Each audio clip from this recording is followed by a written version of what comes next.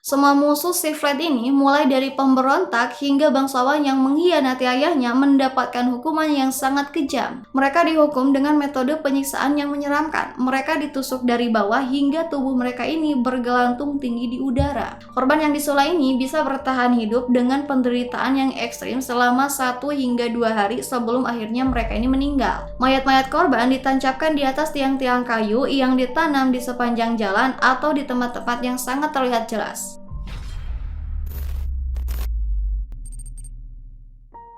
Halo teman-teman, Assalamualaikum warahmatullahi wabarakatuh. Gimana kabarnya nih? Semoga semuanya sehat-sehat dan tetap semangat ya. Senang banget bisa bertemu lagi bersama kalian. Oke, kali ini kita akan membahas tentang sosok legendaris yang dikenal sangat menyeramkan, yaitu Dracula. Sosok ini terkenal sebagai makhluk yang suka menghisap darah, haus darah, dan juga sangat kejam. Tapi teman-teman, tahu gak sih kalau sebenarnya cerita tentang Dracula itu tidak sesederhana itu? Haus darah di sini bukan berarti dia ini benar-benar ingin minum darah. Dan yang dimaksud dengan menghisap darah itu bukan berarti dia ini menghisap darah manusia. Ada cerita panjang di balik kenapa Dracula ini begitu terkenal di Eropa dan bahkan sampai dianggap sebagai hantu yang sangat menyeramkan. Padahal kalau kita telusuri lebih dalam lagi, Dracula ini bukan hantu sama sekali. Dia sebenarnya adalah manusia biasa, salah satu tokoh yang hidup di zaman kekuasaan Turki Utsmani. Dan ternyata kisah tersebut sangat erat kaitannya dengan sejarah Islam. Nah, penasaran kan gimana sebenarnya cerita tentang si Dracula ini? Langsung kita masuk ke dalam pembahasannya.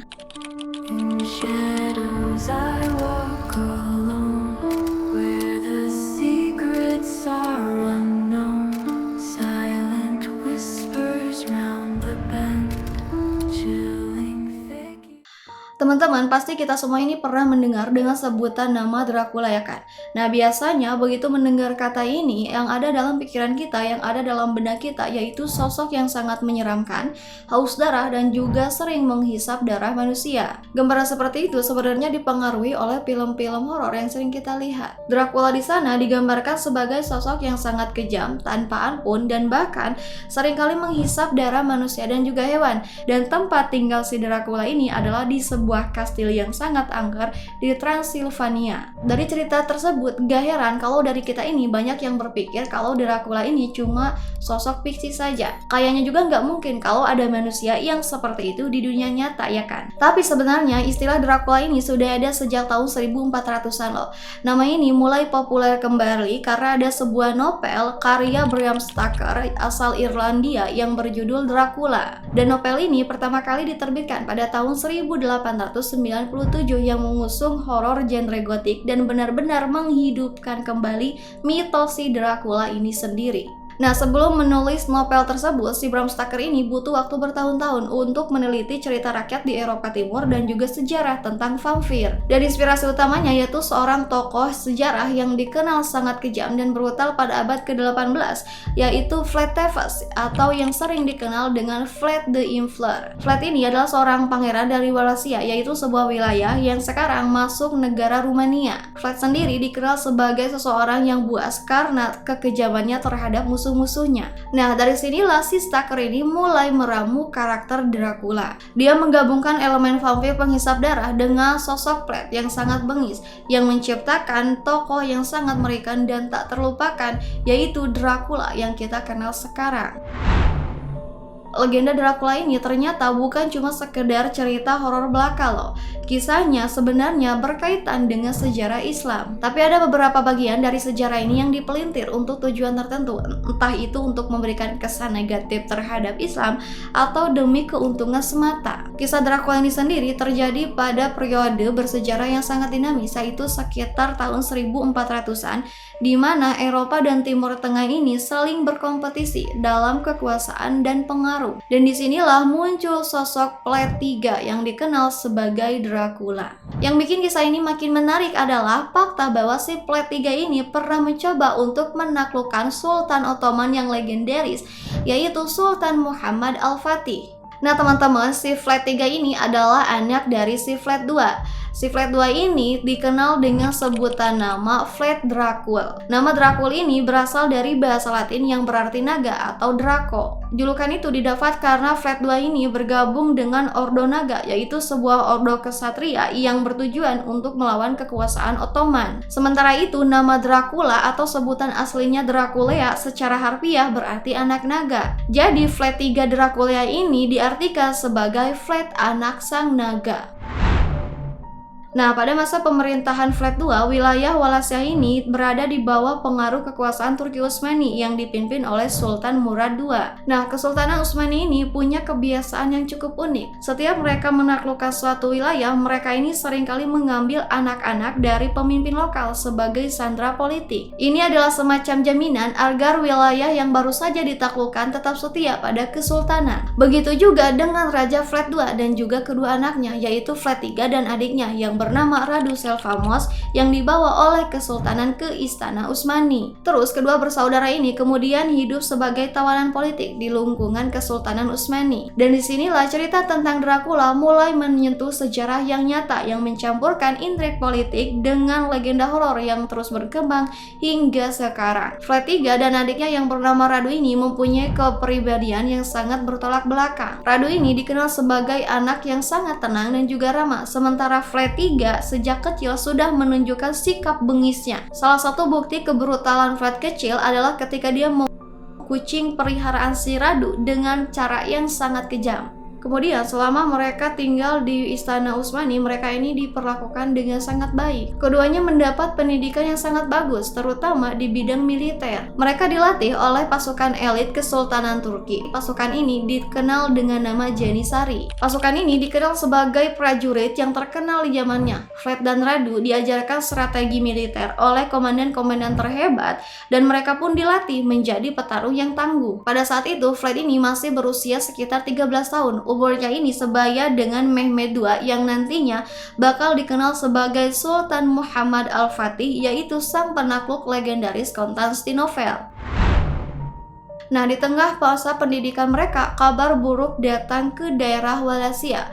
Terjadi sebuah pemberontakan di tanah kelahiran mereka, dan ayah mereka yaitu Vlad II dieksekusi dengan cara yang sangat brutal, yaitu dengan cara dikubur hidup-hidup oleh para pemberontak. Kemudian Kesultanan Ottoman yang masih mempunyai kepentingan di wilayah tersebut memutuskan untuk mengirim Vlad III kembali ke Wallachia dengan harapan Vlad III ini bisa mengendalikan situasi dan menjaga Wallachia tetap berada di bawah pengaruh Ottoman. Nah, singkat cerita, si Vlad III ini berhasil mengalahkan para pemberontak dan memulihkan ketertiban di Wallachia. Tapi alih-alih setia pada Kesultanan Utsmani, dia justru memanfaatkan posisi barunya ini untuk mengumpulkan kekuatan dan membentuk aliansi melawan Ottoman. Dan selama beberapa waktu dia tinggal di Wallachia, dia mulai menghasut rakyatnya untuk membenci kekuasaan Ottoman. Di saat itu, pengaruh si Vlad ini semakin kuat. Dia menjadi tokoh yang ditakuti di seluruh wilayah tersebut. Selain melawan Ottoman, Vlad juga melancarkan aksi balas dendam yang sangat brutal terhadap para bangsawan yang mengkhianati ayahnya. Hukuman yang dia pilih sangatlah menyeramkan, yaitu dengan menggunakan metode penyiksaan yang dikenal sebagai sula atau implement. Semua musuh si Vlad ini, mulai dari pemberontak hingga bangsawan yang mengkhianati ayahnya, mendapatkan hukuman yang sangat kejam. Mereka dihukum dengan metode penyiksaan yang menyeramkan. Mereka dari bawah hingga tubuh mereka ini bergelantung tinggi di udara. Cara ini benar-benar dirancang untuk menanamkan rasa takut dan memastikan bahwa semua orang paham bahwa Vlad ini bukanlah orang yang bisa diremehkan. Metode penyiksaan yang dikenal dengan nama Sula ini membuat nama Vlad semakin terkenal sampai-sampai dia ini mempunyai julukan Vlad the Impaler.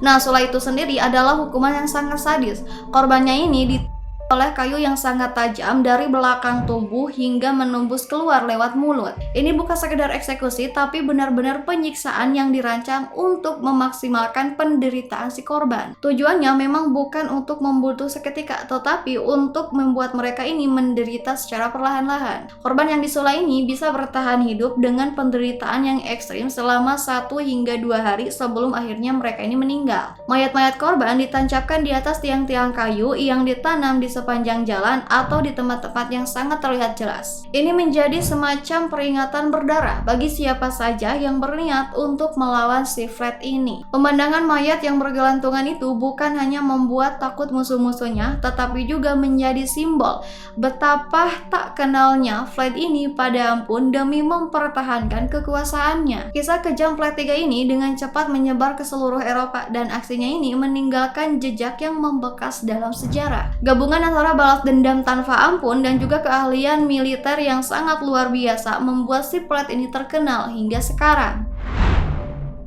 Ada juga cerita legendaris yang beredar di antara para sejarawan. Katanya suatu hari si Fred III ini pernah mendaki Gunung Karvatira, yaitu sebuah gunung luas di Eropa Tengah dan juga Timur. Nah, di sana dia bertemu dengan sosok iblis yang bernama Kesilim yang konon sudah lama tinggal di gunung tersebut. Menurut legenda, si Fred III ini mempunyai perjanjian dengan iblis ini. Iblis ini berjanji akan memberikan kekuatan yang sangat besar kepada si Fred III ini dengan syarat dia ini harus membunuh dan memakan serigala di Karvatia, dan juga dia ini harus menghabiskan musuhnya dengan cara yang sangat kejam. Oh ya, si Kesilim ini sendiri dikenal dalam demologi Yahudi yaitu sebagai roh penipu, yaitu iblis rendahan yang suka menipu atau mempermainkan manusia. Nah, kemudian setelah Mehmed II ini naik tahta dan berhasil mengalahkan Konstantinopel yang kemudian dijuluki sebagai Sultan Muhammad Al-Fatih yang artinya adalah sang penakluk, sikap pembangkangan si Fred ini semakin menjadi-jadi. Saat itu si Fred ini mulai menunjukkan sikapnya yang berani untuk melawan Ottoman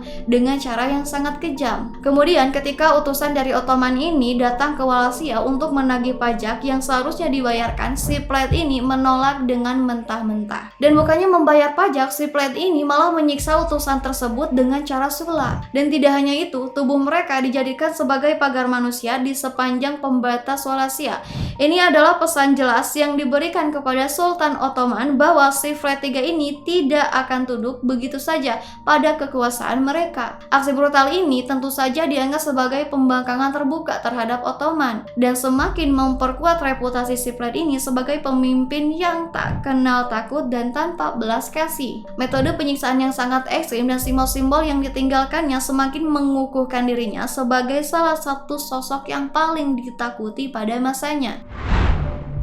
Tindakan si Fred ini benar-benar membuat Sultan Muhammad Al-Fatih ini sangat murka, dan sebagai respon beliau pun mengirimkan 1000 pasukan Ottoman untuk memulihkan ketertiban di Wallachia yang dipimpin oleh Hamzabi, yaitu seorang jenderal yang sangat berpengalaman. Mereka pun ditugaskan untuk mengevaluasi situasi di wilayah tersebut. Namun di tengah perjalanan pasukan ini mengalami kejadian yang tak terduga. Beberapa teori menyebutkan bahwa ada jebakan bubuk mesiu yang tersembunyi di bawah salju. Sementara teori lain menyebutkan bahwa ada serangan mendadak dari pemanah bayaran oleh si Fred. Bagaimanapun juga, setelah serangan itu pasukan Ottoman kalah telak. Mereka ditangkap, disulak, dan tubuh mereka ini dipajang di hutan pancang buatan si Fred. Si Fred III atau si Fred Dracula ini memang terkenal karena menciptakan hutan yang sangat kejam, di mana daun-daunnya ini adalah tubuh manusia yang digantung di atas pancang. Keganasan si Fred ini tidak hanya ditunjukkan kepada musuh-musuhnya, bahkan rakyat biasa yang berada di bawah kekuasaannya tidak terlepas dari teror. Si Fred ini menerapkan bayaran pajak yang sangat tinggi kepada penduduk setempat, dan bagi siapapun yang tidak membayar, hukuman yang menanti mereka adalah kematian di ujung pancang. Tidak peduli apakah mereka ini petani miskin atau ibu rumah tangga, si Fred ini tidak ragu untuk menyiksa satu keluarga penuh jika mereka tidak mampu membayar pajak yang telah ditentukan. Parahnya lagi, pajak yang digunakan itu untuk kepentingan pribadi si Fred, termasuk kehidupan gaya mewah di istana dan juga untuk membiayai aksi penyiksaan yang sangat kejam itu. Bukan untuk pembangunan, karena jelas tidak ada sama sekali. Dana tersebut digunakan si Fred ini untuk memuaskan kehausan dan kekuasaan yang sangat kejam. Melihat kondisi yang semakin memburuk, Sultan Muhammad Al-Fatih menyadari bahwa ini bukan lagi masalah politik. Dia butuh strategi yang cerdas untuk menghadapi si Vlad yang begitu kejam. Dan akhirnya Sultan pun menugaskan Radu Selfumos, yaitu adik si Vlad III ini, untuk memimpin pasukan untuk menghentikan kekejaman si Vlad. Singkat cerita, si Radu pun kemudian datang dengan 100.000 prajurit Ottoman, membawa harapan untuk menyeimbangkan pertempuran yang sangat berat ini. Pilihan mengutus Radu bukan tanpa alasan. Sultan tahu bahwa untuk menghadapi singa seperti Vlad ini butuh singa lain yang mengenal baik medan pertempuran di wilayah Wallachia. Radu dengan pengetahuan tentang tanah kelahirannya dan masa lalunya dengan si Vlad adalah pilihan yang paling tepat untuk misi tersebut.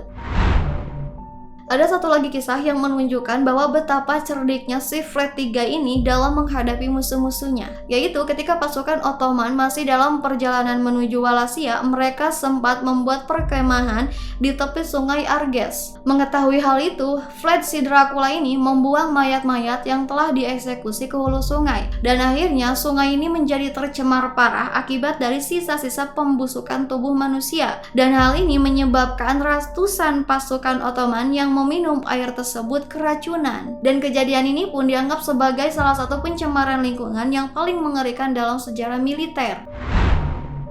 Kemudian pertempuran besar antara pasukan Ottoman dan pasukan si Vlad Dracula ini tidak terhindarkan. Walaupun pasukannya kalah jumlah, si Vlad ini berhasil mengimbangi kekuatan besar Ottoman dengan strategi yang sangat brilian. Pengalaman yang ia dapatkan selama menjadi bagian dari pasukan Janissary ini memberikan si Vlad ini pengetahuan bagaimana titik kelemahan dan taktik militer Ottoman. Dia memahami strategi tempur pasukan Ottoman dan memanfaatkannya dengan cerdas, menggunakan tipu muslihat dan serangan mendadak untuk membuat musuh lengah. Meski pasukannya terus ditekan dan jumlahnya semakin berkurang, si Vlad ini mampu memberikan perlawanan yang sengit. Dalam peperangan dua saudara ini, Vlad si Dracula akhirnya kalah di tangan adiknya, yaitu si Radu Selfamos.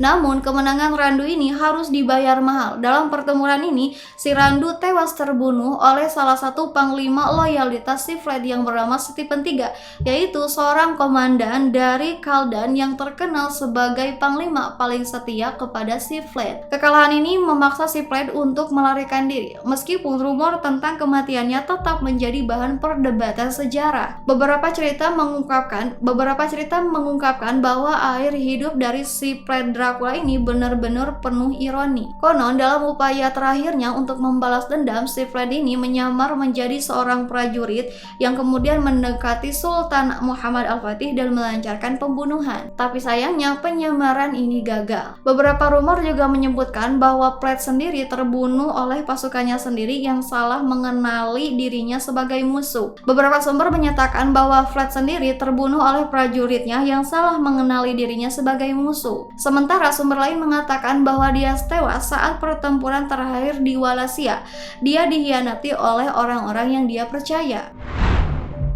Begitulah kisah Vlad si Dracula, salah satu tokoh yang menjadi legenda, ditakuti karena kekejamannya, dihargai karena keberaniannya, dan diingat sebagai simbol teror yang menakutkan di Eropa abad pertengahan. Hingga kini namanya masih menjadi misteri yang mengikat banyak peneliti sejarah, sejarawan, dan hingga penulis fiksi. Entah sebagai monster kejam atau pahlawan tragis, Vlad III ini terus hidup dalam cerita-cerita horor yang kita dengar sampai hari ini. Meskipun begitu, Vlad si Dracula ini diakui sebagai pahlawan nasional di tanah kelahirannya. Kisah kekejamannya terus menjadi legenda gelap yang menghantui sejarah Eropa. Namanya yang kini dikenal sebagai Dracula telah menjadi simbol horor dan kekejaman sebuah cerita yang hidup sampai berabad-abad. Namun film-film modern seperti film Dracula Untold ini memang menampilkan sosok Dracula sebagai pahlawan yang memiliki sisi manusiawi. Namun tidak bisa dipungkiri bahwa narasi ini seringkali dianggap propaganda untuk memutarbalikkan fakta sejarah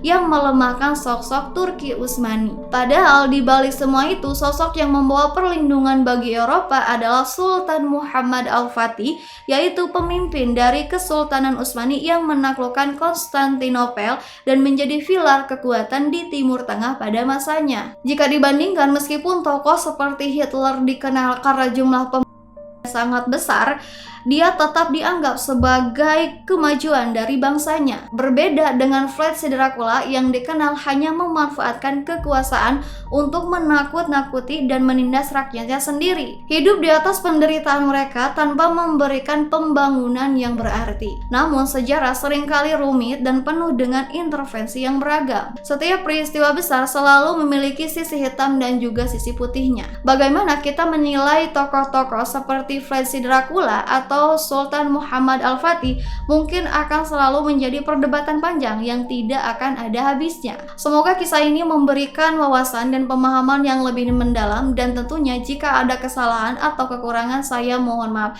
Sampai jumpa di cerita-cerita lainnya yang penuh misteri dan makna. Wassalamualaikum warahmatullahi wabarakatuh.